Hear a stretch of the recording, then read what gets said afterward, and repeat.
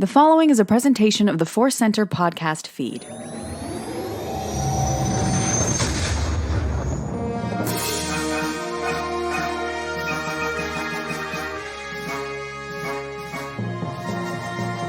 From the center of the galaxy, this is the ForceCenter podcast feed, and this episode is Cues of the Force, Qualms of the Force. No, it's not qualms, it's questions. Sometimes we have qualms, not about the questions. Sometimes we have qualms about our A's. Anyway, I'm Joseph Scrimshaw. I've got a quandary, and it's about our A's. Yes, indeed. Cues of the Force. Hey, everybody, I'm Ken. I'm happy to be here. Yeah. We are very happy to be here, as always, to take your questions, your topics about Star Wars. We always have a ton of fun, and we got some great ones this episode. As always, we want to let you know that today's podcast is brought to you by Audible. Get a free audiobook download and a 30-day free trial at audibletrial.com/ForceCenter. Over 180,000 titles to choose from for your iPhone, Android, Kindle, or MP3 player. We are continuing to recommend Padawan by Kirsten White because we still intend to read it. But you know what? I'll just also throw in there Dooku Jedi Lost, because I'm not re-listening to that, but I'm reading the book of it. So if you want to enjoy that, you can do that as well. You can download any audiobook you want by going to audibletrial.com/ForceCenter. Again, that's audibletrial.com/ForceCenter for a free audiobook. It helps us, and you get a free thing. That's lovely. We're going to go into our cues. We got 2 from Twitter, 2 from our patrons on Patreon, as always. This first one comes to us from one of our listeners, whose name I always enjoy saying. It is R2D2 playing bass. So good. So low and juicy. I shouldn't have said that. Anyway, R2D2 playing bass says, what do you think happened to the rest of the First Order? Surely not all of them combined with the Final Order. Do you think that there are still some factions like Moff Gideon and his squadron out there, and they may be Rey and the Resistance's first mission post-Palpatine? This is extremely exciting and kind of dovetails with the recent rumors, that some of the future Star Wars films might be post-Rise of Skywalker. This is really great. Ken, I want to start with this. My reading of the Rise of Skywalker is that I think a lot of the rank and file First Order was probably just as confused about the Final Order as the Resistance. Mm-hmm. That's great. Yeah, I think that in Kylo's absence, when he turned back to the light and Palpatine places the call to Allegiant General Pride, I think Allegiant General Pride, obviously he takes his command ship to Exegol, but I think he gives the order to the rest of the First Order fleet to be ready to attack free worlds like Endor and Bespin and all those that we see. So I think that the most of the First Order probably just got this order from their new boss, like Hux is dead. Kylo's AWOL, here's the command. And they're like, okay. Yeah. It's a rebranding. It's like when you show up to work at a radio station and they're saying, we're now a country station now. No longer rock. Here's your liners to read. Yeah, I start there too. I also start with the idea that the Final Order / First Order's destruction is a little bit more complete thanks to all the citizens rising up. That's one of the things we've talked a lot about with Return of the Jedi. Great victory, great moment in pop culture history. The Ewoks, the dancing, and you wake up the next day and it's not really complete. It was because it had to be. It was a little bit more of a military operation. Rebel Alliance was that, and it wasn't the citizens, and how I felt Leia's victory is a little more complete after Rise of Skywalker, speaking in general terms on that. So I think that's where I start with this question, Joseph, of all the citizens did rise up, a little bit more of a victory, but that doesn't mean there wasn't some stragglers, doesn't mean that there wasn't some First Order troops going nuts to this. We don't want to be part of this, or those like a Moff Gideon type moving out there. So I absolutely think it is a thing, if you know what I mean. Yeah. I also think that there was that presentation that there's no one really to stand against the First Order on a giant military scale, right? At the beginning of Rise of Skywalker, but they're stretched thin, trying with no government, with just military control. They're controlling the entire galaxy and all its complexities by shaking their fist at Cal, do what we say or else. So I think that's why in that, when Kylo is presenting Palpatine's, Final Order deal, they're so excited about needing that many ships to truly control the galaxy. So I really like that idea that, like you're saying, that they're stretched a little bit thin.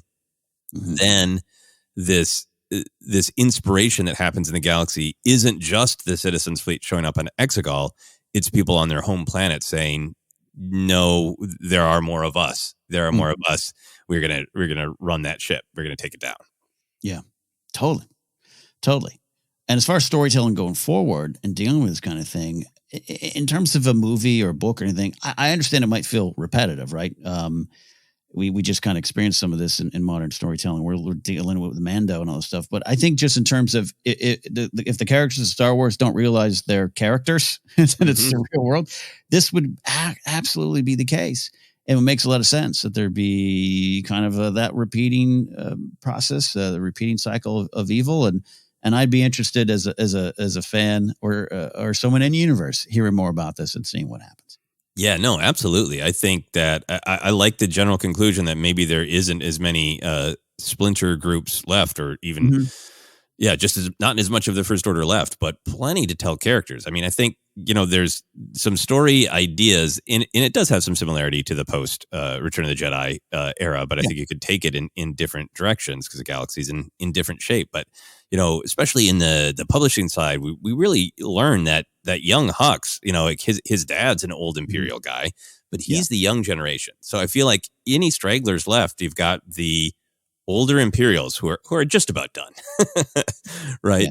But then you have younger generation leaders like Hux who were brought up in the unknown regions and totally lied to about the situation in the galaxy, right? And how many younger leaders like Hux have an epiphany that they've been lied to, right? Yes. How many stormtroopers are trying to find their home, right? Who like, wow, I was also lied to and brainwashed, and I have a home. That's obviously something we've all talked a lot about exploring. But maybe there are some Moff Gideon types. Maybe there are some people, Brendel Hux's age, Allegiant General Pide's age, who have hung on, and they are the Moff Gideon type zealots who are like, I'm not letting go. I'm rebuilding, Yeah, and I think you touched on something that I think would absolutely be there, which is more of the First Order rank and file, so to speak, even some leaders emerging, eyes clear, the fog kind of subsiding, and they have a different view on it. And those of them who would seek out reconnections, the stuff with Lando and Janna at the end is one of my favorite little Rise of Skywalker beats and a tip of the iceberg kind of setup for future storytelling. And that would be something, again, a sharper mind than me would have to, add some conflict and make it an actual story and look it up on the screen or in a book. But that's what I would want to happen. That would put the more potential for that, because it's just straight brainwashing, straight kidnapping of children at a young age. And I think that would be part of the fallout as well. Yeah. I think it is a different story because, obviously the Empire is a just tyrannical, horrible institution built by a political genius and evil space wizard. But it was, on the surface, the legitimate government, right? Yeah. So that gives people a slightly different perspective of like, what? It's the government, and I joined the army of the government. I'm a stormtrooper, right? It's a different perspective from like hiding out in the unknown region, being told that this galaxy that you're going back to is so awful, and then finding out, no, it wasn't. This was an invasion. It's a different mindset, and I think it makes me really, really think there could be some great stories of healing or second chance, right? And I love the idea that R2-D2 Plan Base says, could this be Rey and the Resistance, first mission? I love the idea that elements of the Resistance, Rey and maybe early Jedi, that part of their mission is giving First Order members their choice back, right? Of like, you're freed from this institution that lied to you and brainwashed you. What are you going to do? That's a very Jedi thing, to give somebody's choice back. That'd be a very realistic approach to it. I think that almost could be what you would see, right? Yeah. Finn, especially Finn. Talk about having an inside track on that. Yeah. This was me, and this is where I'm now. And I know a lot of people wanted a Stormtrooper revolution, a little more directly inspired by Finn. I feel the spirit of that is there, but I have always understood the point of you could have done that a little bit different. Now maybe you could, and Finn being the general of the redemption project, leader of this thing. him and people like him and Jana would have a lot of insight into that. I love General Redemption as a nickname for Finn as he goes about the galaxy, helping former First Order soldiers and learning the ways of the Force. It's also a late 80s G.I. Joe version where they just kind of ran out of names. He's General Redemption. Hey, who knows? Who knows? Yeah, that's a great idea. Great question, R2D2 playing base. Thank you very much. And I think we're going to be having this conversation a lot before 2025. Move on to our next question from Brett Burns. Also a great name. We just got Murderous Row. Great names. Brett says, with people questioning Yaddle and Yoda's different speech patterns, I have had a thought. Luke tells Grogu that Yoda spoke in riddles. Could Yoda have chosen that manner of speaking to make his students slow down and more closely examine what he said to them?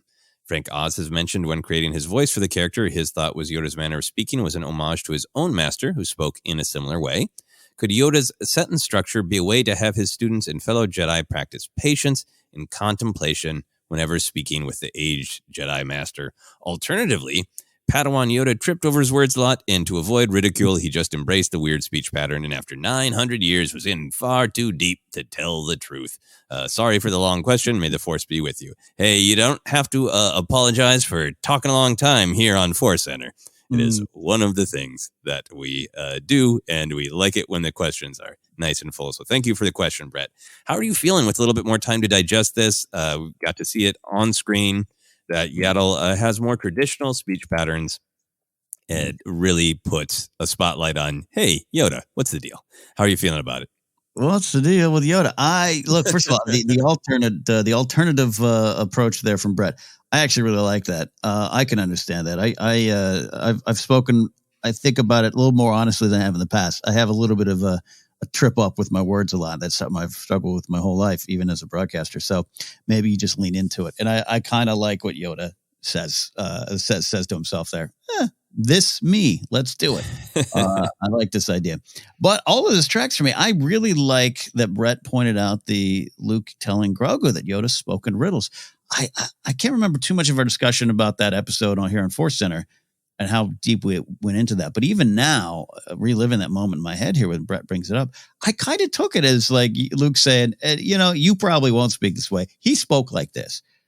And I kind of like that. And I think it leads to kind of the interpretations that Brett is talking about here. Combine it with what Frank Goss was saying.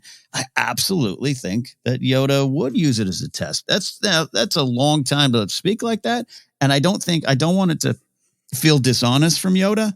Like he's Grand Maester Pycelle in Game of Thrones. And I'll pretend to be old and feeble so people treat me a certain. Now, I don't think Yoda goes down that path. But I think of even when Luke and Yoda first met, Empire, which was for many people the introduction to Yoda, as we know now, that's Yoda was like, I'm testing this kid from the beginning by being as annoying as I can be. Test his patience.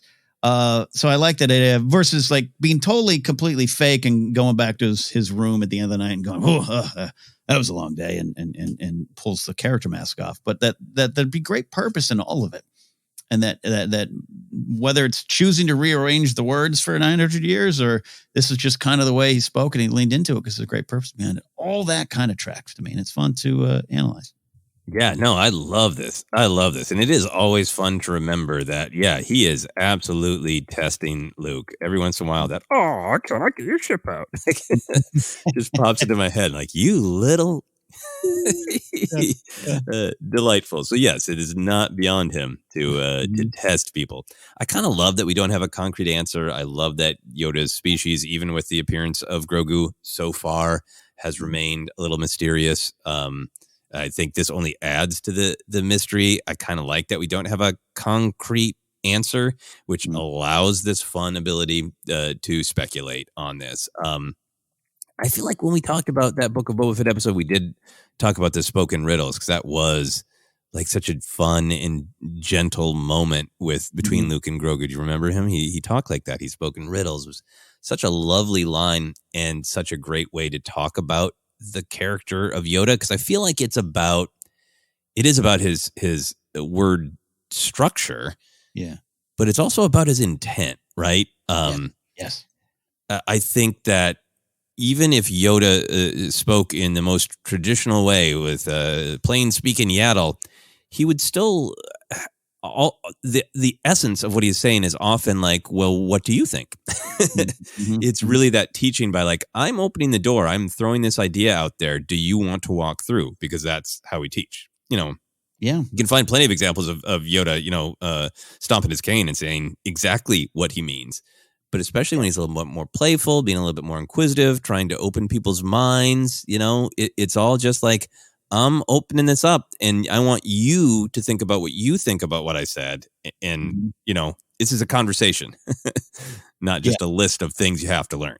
Yeah. And what you said there about Luke kind of implying intent into that moment. That's again, going to what the spoken riddles part was. I don't know, it was great. And yeah, I don't want a complete answer. I'm glad Yaddle didn't turn to, Dooku and say, yeah, here's the reasons I speak. I don't need that yet, but it's fascinating. It makes Yoda a character we all have known for so long, and it just adds a wonderful layer of mystery to what he's always trying to do.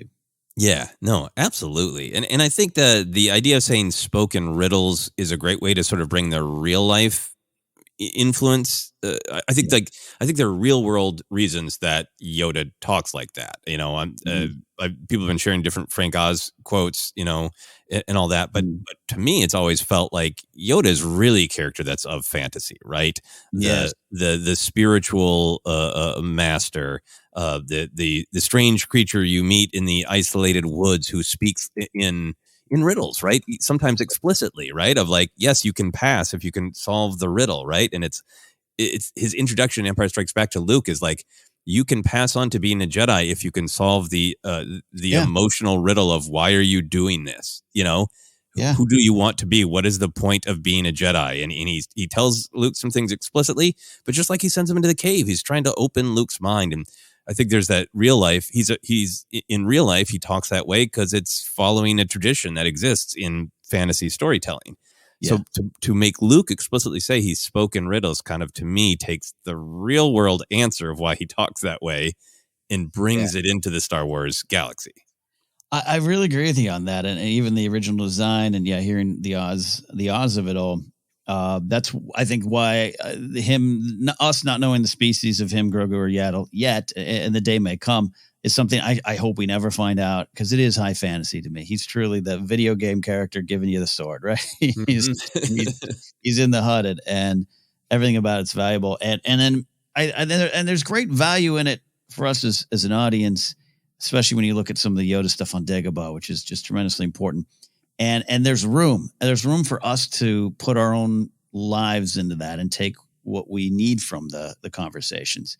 And I think that's also part of the fabric of this modern myth storytelling stuff going on here that we celebrate week to week to week, where Yoda represents like, all right, cool, I'm talking to Luke about being a Jedi and he's got some issues, but what are you watching? What do you got going on? And you can take some stuff from that too. And I think that's part of the magic. Yeah, no, absolutely. And I think, sort of regardless of the in-canon story for Yoda, where did it come from? I think for me, I kind of just like the idea that he's different. Like, for whatever reason, this is the way of speaking that made sense to him. And Yoda is a character who is proud to be himself, who celebrates people being unique and different while also being connected. I think this is just his vibe. And why should he change? That's my personal headcanon. But regardless, it does require people to slow down and listen. It requires people to respect that everybody's different and that people have different languages and different speech patterns. And I love what you said. Like, there's it maybe sometimes he's really saying something to test someone, but he doesn't. He's faking some stuff there to test Luke at the very beginning of Empire, but he's not walking around his whole life like, he doesn't just like, okay, now I'm alone in the room with Mace and I'll drop the BS, right? Oh, Mace, long day, right? Oh man, want to go down to Texas? Finally, just speaking straightforward with my real gruff voice like this. Yeah, finally, I mean, I think we get all the evidence we need that is Yoda's true speech pattern in one of my favorite Yoda lines, which is in Attack the Clones of the "Around the survivors, a perimeter create." Like, he's trying to give a clear, in the moment, vital military instruction to people he's never worked with before. I think if it was at all a game, he would have dropped it for that. That's a great point, because that is a great line. That is one of those favorite Star Wars lines that you could just repeat and friends know and they laugh. But also, I would love if like every clone there is like, that is a different meaning for where I am at my life right now. And it's open to interpretation. You're opening my mind. What is a perimeter? What are survivors? What is creation? Yeah. That's a great example, because that would be the one moment where he'd be like, nuts to all this. We gotta do this, versus the poetic Yoda of it all. Yeah, I feel like that's Yoda being Yoda. That's his truth. Yeah, I want to make a bunch of really motivational Yoda posters that all have his great classic bits of wisdom, right? Do or do not, there is no try. And then what you come along and one is just "Around the survivors, a perimeter create." Wise, Yoda, wise. Why is that not the Yoda line people are getting tattooed? That's why I want. Maybe I'll do that at Star Wars Celebration. I'll get my first tattoo, and it'll be Yoda's wisdom. Oh yeah, do it. No, around the survivors of perimeter. Oh, there's got to be there. Yeah, there's someone out there with that. Someone's got it. Boy, if anybody's listening and has that tattoo, please let us know. Please. All right, we're going to take a quick break, and we'll be back with more great cues in a moment.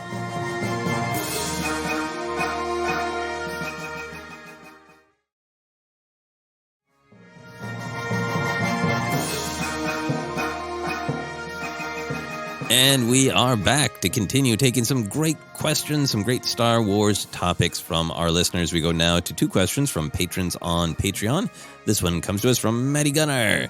Maddie says, "Hello, friends. What kind of wondrous and joyful life do you think B2 Emo is going to have once this show is over? I believe he will retire from a life of scrap hauling and never have to tell another lie again. What are your thoughts?" Oh, we all want the best for B2 Emo after Andor, right? Maybe he can star in a show called After Andor. I'm real worried about B2 Emo. How you doing, Ken, on B2 Emo? I have too, and I really appreciate your Aftermath reference, one of my favorite sitcom references. Look, yeah, this is Maddie, who the lead singer of the great band Mourner. We love Maddie.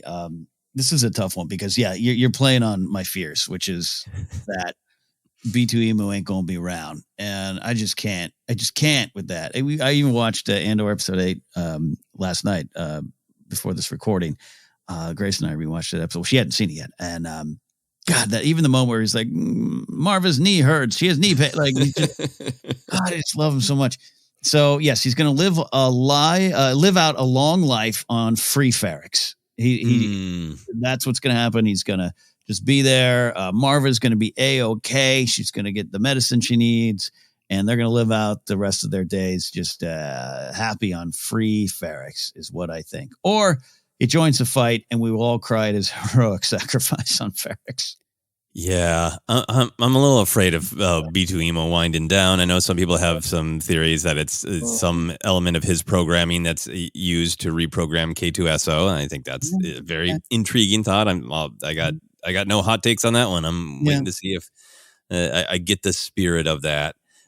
How brutal would it be if there's a kind of a bait and switch here, right? That last episode of Andor is really making it clear to us that Marva wants to fight, but she's not doing well, right? She's fallen, she's hurting her knee. So you're really feeling like one of the things that's going to push Andor into fully embracing the ideology of the rebellion and his need to serve is losing Marva. That's the way I'm feeling. But what if Marva lives? And it's B2 Emo, powers down for the last time, and Cassian's like, all right, I'm all in on the rebellion. Right. Oh, man. Brutal. But Maddie's asking. Go ahead. No, it's just because as I am so loving Andor like everyone. It's just, even rewatching it last night, it's so intense, and it's so doing what it needs to do, telling a little bit of a somber story. And I've been saying this a lot, not to give any details away about House of the Dragon. Like I've had that. I love that world, and it is a darker, grittier, gray world. But man, sometimes I just want happy endings. and House of the Dragon was the first season did not have a lot of happy things going on, and Andor doesn't have a lot of happy things going on. So this question struck a chord in me, Maddie, where I'm like, I haven't really faced this yet, this fear with B2 emo, and I just have a feeling it's not going to go well. Yeah, what they're doing such a good job. They give us that flash of B2 emo and his younger, happier Holland days, and they're showing us how hard he's working, how much time he needs to spend in his little doggy charging bed. Yes. So yeah, I'm lingering on the negative, and Maddie's trying to ask a positive question, saying that of course B2 emo is going to have a wonderful life. So what will it be? I think it would be great if he got fixed up, right? Because age in droids is maybe a different thing than age in organics. Maybe he can get a little boost, a little fix me up, right? And then what if he lived on a scrap world like Lotho Minor, where Maul spent all that time, and he was in charge of other scrap hauling droids? And he would be like just the best boss ever. He would treat them so well. He would get them oiled. He would get their parts replaced. Just like B2 emo, best boss ever. I like this idea. That yes. Can he wear a cape? Can he get like some sort of like Matt Belknap doing that in the Databank Brawl years ago on this channel, giving a Chopper a cape. B-Team gets a cape and a promotion. I like to say you're choosing the right idea. You're choosing the right direction. My only other idea for the happy future of B2 emo is to really dive into that lie thing that Maddie's talking about, because it's so great that he has to use energy to lie. Yeah. And then he can only maybe remember so many lies because clearly he's a blurter. Yeah. So I was thinking, like, what would be interesting to him if he to deal with that? What if B2 emo does survive the entire rebellion, and in the aftermath, he befriends an Imperial interrogation droid, and the two go on adventures learning a lot about the nature of truth, one who found it hard to lie, and another whose job was to extract truth from people who wanted to lie. That's beautiful. It's almost Gimli and Legolas having adventures after the Tales of Lord of the Rings. Yeah, I want that. That's a comic series, right? I want In Search of Truth. What is it? Yeah. Oh, two droids in search of truth. Thank you for this question, Maddie. It's bringing me some peace. Do you have any other ideas for the post Andor adventures of B2 emo? Free Ferrex, living a happy life. Everything's going to be great. I'm with Maddie on this. I'm going to choose to believe. Yep, B2 emo is firing off those fireworks. Just a joyful place to live. Great question, Maddie. Move on with happy B2 emo thoughts in our hearts to our final question from Will Culbertson. Will says, hello, ForceCenter crew. Looking for a bit of input here. I have an idea for a Star Wars painting that I might look into commissioning in the near future, but I haven't quite pinned down the specifics yet. The basic idea of the painting would be the image of Rey kneeling in front of the Lars homestead on Tatooine, just about to bury the Skywalker twins' lightsabers in the sand at the end of The Rise of Skywalker. In the sky above, I would love to have a sort of mosaic that would feature a single image from each of the 9 saga episodes, emphasizing the Skywalker legacy that she is putting to rest. And that is where I get stuck. How do you choose a single moment from each of the movies that, when woven together, create a through line that would make sense in a single painting? If this was your painting, which moments would you choose? Thanks. This is a great question. We are fans of that scene, that moment, everything it represents. So it's really fun to roll up the sleeves and spend some time in it. Ken, do you have any general thoughts about the question itself before we get into our lists? Yeah, it's very hard, Will. And it's that through line thing, too. I might have failed at that. I'll say up top. I went to each movie and tried to pull one thing out, because it's a one-shot thing on the painting. Yeah, you don't get alt takes on the painting or on the art, I guess. But man, it's hard. So yeah, let's dive in. But this was a lot of fun. Yeah, no, this was a ton of fun, and I think for myself, I kind of went a little bit into the idea of what are significant moments that help define the Skywalkers and their relationships. I really just focused on what are the moments, and then about halfway through, I got distracted, and I was like, but I almost want to make a separate list based on the actual artwork, because some of the things I wrote are like, how do you boil that down into Right. it? And I've been having I have a history of visual art, as I mentioned on the podcast, and with some of the short films stuff I've been doing, I've been finding ways to work some of getting my art skills a little less rusty back in. So my mind is really on composition in that. So I was so tempted to be like, yeah, nice. No, I don't have time. So this might be unmakeable, what I have constructed, but because that's such a part of it. Ken, I'm just going to go with my list, and then we'll close with yours. Okay. So here's what I got for Phantom Menace. How do you begin? What are the issues that Rey herself has dealt with? What is she reflecting back on? Where does the Skywalker journey truly begin? So the image from Phantom Menace that I would put in there is Shmi and Anakin having that conversation right before Anakin leaves with Qui-Gon. So Shmi and Anakin parting is where you start, because it includes Shmi as a part of the Skywalker legacy, right? These sabers are being buried very close to her final resting place. And also, I think it's how Rey, one of the ways that Rey is connected to this family that she has become a member of, is that this family has a history of just powerful compassion and connection to other people. And that's what Rey wanted in her own life. So starting with an image that is about connection, but about the loss of it, that was real compelling to me. And then go to Attack the Clones. And what just jumped out at me is Anakin and Padme's wedding, another moment of connection. But we know for Anakin, it is something that curdled into something not positive and beautiful. But it starts that way. And you got a little bit of rhythm there of, Anakin and the women who are a part of the legacy of the Skywalker family. Then Revenge of the Sith. That was hard, because a part of me is like, you gotta go with the bad too. And like, do we have yellow-eyed raging Anakin? Do we have, in this beautiful picture, do we have some limbless burning? And I decided no. I decided that I think that some image of Obi-Wan with Padme at the birth, since Rey's connection is Luke and Leia, their beginning is needed. God, that's good.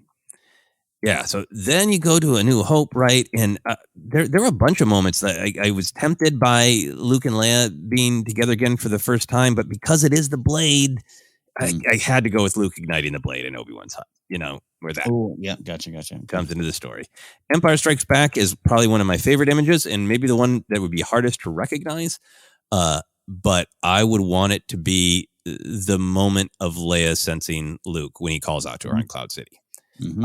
Because it's just, again, it's the connection. It's the positive power of connection. Return of the Jedi, I went with Vader Unmasked. So once again, we see connection. We see the possibility of redemption. It's an acknowledgement of the bad stuff with Vader. So Vader unmasked by Luke there at the end. Then going to Force Awakens, now it's interesting, because now we're getting into Rey's life herself. What is she thinking about? Not just the legacy of the Skywalker twins, but her relationship with those blades. So with Force Awakens, I went basic. Rey holding the blade in the forest, right? The first time that she held it. Okay, yeah. And then the Last Jedi. I really think that a thing that she's thinking about is everything that Ben Solo went through.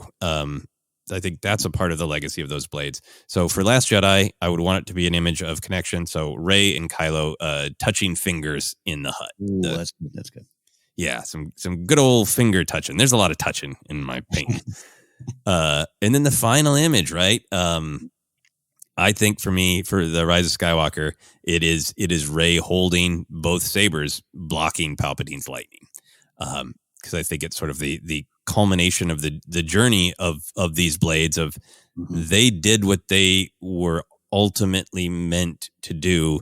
They held back the dark side, and now they can rest in a new blade we'll be ready for the next time darkness rises. But that moment is like, that's the sort of loud fireworks end of their journey. And this is the calm, peaceful end of their journey as she buries them.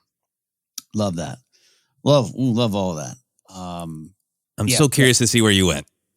Well, I got to tell you, some of my choices, I forgot Will wanted this art piece and not Ray. I really, because then I there's some things where I was like, oh, I'll put Ray up there. And I was like, well, why would Ray put a picture of herself in her own art? I don't know if that, and then I realized, even as I'm listening to you talk, I'm like, well, Will wants this. So it just raised what I assume would be humbleness about including herself in this story, would not be in there. But this is fun. And I love, as always, your thematic reasons behind the choices here. Phantom Menace, I got to deduct a point for myself. I forgot to include Shmi. Not that I forgot Shmi. She's one of my favorite characters, but I think that's a great moment you've chosen. I went to the same kind of spirit, the spirit of Shmi, her lessons and the conversations she had with young Anakin. I put Anakin at dinner. You get that one shot of kind of you say the biggest problem in the galaxy is no one helps each other kind of moment. You find something from there. An alt choice would be him winning the pod race, face dirty smiles and cheers. But there's something about that. And I always go to that kind of being the heart of Vader. It's one of my favorite Jake Lloyd moments, one of my favorite Anakin moments there. Then Attack of the Clones. Yeah, you and I went to similar spots. I didn't go to the wedding. That's probably the better version. But I did go. There's some beautiful freeze frame I'm sure you could find. Anakin and Padme on Tatooine before he rides off to save his mother, which is a darker path. But there's kind of a sweeping romantic moment, which you could also capture with the wedding. But I did want to include Padme. There was something about it that I think you and I both probably gravitate towards their love blooming in here and how powerful that is to the story going forward. So that's like the hug outside the hut, right? Yeah. There's that one little moment, right? She's got the blue outfit on. He's got the shadow, the ponytail there. You see a Vader shadow. You get something from there. Would work for me.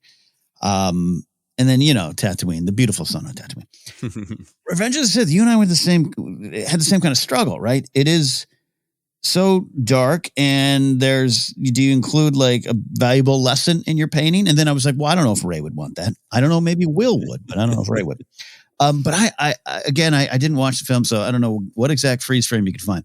But I was like thinking in that movie, like what's one of the pure Anakin moments that says a lot about him that might connect also with Ray? And it's Anakin carrying Obi-Wan after, his fate will be the same as ours. Some moment, there's something about that. I love your choice of Padme, Obi-Wan, the pregnancy at the end. I think that's tremendously important to the story too. But just going to just like, if Ray could study every beat of Anakin's life, that might be a moment that works for her too. This is the person that, would always check on BB-8's well-being, would always be there to help others. So maybe that would be it as well. And again, could you make it pretty in an art piece? I don't know. That's why I don't paint. A New Hope. It would be very hard for me not to include the twin sons moment, the famous. Oh, yeah. Very hard not to. But I tried to push beyond that, and I went to Luke and Leia swinging across that Death Star divide there. Nice trench. The famous shot there. Her kind of Carrie buried into Mark as they do the stunt there. After the for luck moment there. Just something about that. Them meeting in action. I think that would be good too. Empire Strikes Back. You and I went to the exact same moment. And so Leia knowing they've got to go back and save Luke. Empire is an important movie for Luke Skywalker, but this is one of our favorite Leia moments, I think, collectively. Clearly, it's a powerful moment for the overall, fabric of the story. It's one of the clear moments of whether George had it planned or not, that she was his sister and ForceCenter doesn't matter. He had this moment. They put this moment. Kirshner and Kasdan, everyone put this moment in this movie, which speaks volumes about what they did think about Leia and her being attached to something bigger and beyond herself and attached to Luke. So that's key. The question I was going to ask you, and now that we've both selected the same moment here, Empire, there's some stuff on Hoth with Luke, but Empire, Luke fails often. Yep. Time again. And I couldn't think of even stuff on Dagobah. I was like, that'd be great. But, well, no, he failed to lift the X-Wing. He brought his weapon into the cave. he took down that walker, but he also had been shot out of the sky. Like I couldn't think of what it almost like Revenge of the Sith and Anakin. I couldn't think of a lesson moment to put in. Did you struggle with that too? Yeah, I mean, I think in any image of Luke in Empire Strikes Back would be a teaching moment, a teachable moment, like maybe the great silhouette of him in front of Vader with the blade in hand, ready to go. Maybe. Yeah. No, Yeah. I think that Luke fails in Empire in lots of ways. His heart is in the right. Well, I guess it's not. That's the point.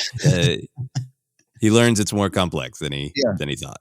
And again, I want to stress, I understand it's Will Culbertson putting together this art piece, but I was thinking from Rey's point of view, I am sure Leia at some point sat down and talked to her about this moment, talked to her about the good that's inside her, and then none of who she was and what she was, all that faded away. It's just what she felt inside her heart. I'm sure that would connect with Rey at some point. So this would be an important moment, I think, for all of us there. Return of the Jedi, Luke throwing down his blade. I liked what you talked about. You got to get Anakin unmasked, Vader unmasked. All that works. And in terms of an art piece, Luke before the funeral pyre, excuse me. Yeah. That famous shot, the flames, the shadow of Luke there against the flames. Yeah, you don't actually see Anakin. His spirit might be long gone from there, but it's what remains of Vader. It's the redemption story. It's the true end of that journey, the beginning of Anakin's next journey. So when you see that moment, a Star Wars fan, you know it, you recognize, and you get the meaning. So it might be a pretty shot to put up there. Moving quickly, sequel trilogy, Force Awakens. I put Luke on the hill right after he pulls the hood down when he does that kind of like, voila, I am Mark Hamill and I'm on the hill. But could you also find a way to get Rey holding the blade out? I think you're right. I think there's so much of Rey in the sequel trilogy that would need to be reflected in this story. So maybe you could find some sort of shot. But I think your Rey in the Force might win if this was a debate. It's not. No, I don't know. I think yours might win because I think one of the things she has to be reflecting on is her own journey with this blade, right? And one of the things that she probably has to remember is how much she tried to give it away. Yeah, could be, and it's still one of the best shots. Yeah, amazing. Last Jedi, I went with Luke and Leia on Crate. There's a shot where they kind of touch heads, or their heads are close, the sun behind them. Very sweet moment, both for us outside of the Star Wars story with the loss of Carrie, but also in story for what it means for them. I think find a way to get the hand touching moment and Luke and Leia and Crate on the same. There's a lot of Skywalker stuff going on. I even thought of Leia reaching out in space. Yeah, I'm talking about the Leia Poppins moment. I would want that. Hand. Yeah. You can almost hear the music cue. Rise of Skywalker. It would be very hard for me to not include another Twin Sons moment. Rey looking out with BB-8 after the moment depicted on this painting, the center of the painting. So therefore, that's when I really thought, well, I don't know if Rey would want that. So I went with Ben Solo looking out over the Death Star ruins after the vision of the dream of his father and throwing away the blade. But you could also go your lightsaber moment. Such a great thought, and it made me think of that shot. A lot of people highlight and love, and I've seen it in other Star Wars fan art of Rey and Ben side by side, and the blades being pulled up. I was really tempted by that one because it's both the blades. It's a legacy of both the twins. They're in sync. It's great. Yeah, but your blade shot with Rey is thematically powerful, and that's why you and I both, I think, love that sequence and love that moment. It's the, for me, validation of Leia's journey being there alongside Luke's the entire time, and they both have to exist and both have to have that journey to get to that moment. It's powerful. So there you go. Well, Will, maybe you do different versions. Just do alt versions. Hope we help. Yeah, I think now Will's got to have like 3 paintings made. Minimum. Yeah. And just give me the one of from Rey's point of view. What would Rey put up there? I don't know what that's really fun to think about. Like if Rey was aware that this painting was being commissioned, she's like, come on, no. The idea that there'd be the moment of the Twin Sons of like, and this is what I'm going to do when I'm done burying these. Just 2 seconds from now, I'm going to go look at those Twin Sons. And then if people saw that painting, would be, can Rey travel in time? Yes. We will find out. That was a really fun and really different question. Thank you so much, Will. We got a lot of great questions coming in on Patreon. and on Twitter. If you want to ask a question, we on Patreon, just look under posts, and that is an active one that's still collecting questions. And if you want to leave one on Twitter, our current call for questions is our pinned tweet, so check that out on Twitter. We also do have some new Power of the Light submissions. This is something we put on our Patreon. We put a call out for people to share some positive memories of Star Wars, a thing you loved, a special moment, so we can just celebrate the fact that, yes, there's lots to always debate and discuss, and issues to resolve, important issues, all sorts of important things to discuss in Star Wars, but we also just want to celebrate it and how it brings joy into our life. And we got a bunch of great submissions coming there. This week's is from Douglas Dubois. Douglas says, "Hi, ForceCenter. I was thinking back to 2012 the other day when my son turned 4, and I had considered that long enough to wait to introduce him to the Skywalker Saga, and subsequently draw myself into the great animated Star Wars available. Around the same time, we had the announcement that we would be getting Episode 7. So all of a sudden, my Star Wars excitement wasn't just confined to reading books and having the occasional discussion with a like-minded friend, but this period of excitement around new films, and also seeing the older films experienced through the wide-eyed gaze of a 4-year-old. We went on a camping trip soon after, and all my son wanted to do was have lightsaber battles with his new birthday and Christmas presents. It was such a great feeling having summer evening lightsaber battles on the beach and fanning the flames of Star Wars joy in a young lad, as well as this old timer. It has been such a valuable resource since for instilling great values in both of my children. It has been a rallying point for our whole family as we sit down together to watch the latest Disney Plus shows, or when we've gone to midnight film screenings around Christmas time. Forever thankful for this generational tale. Thank the maker."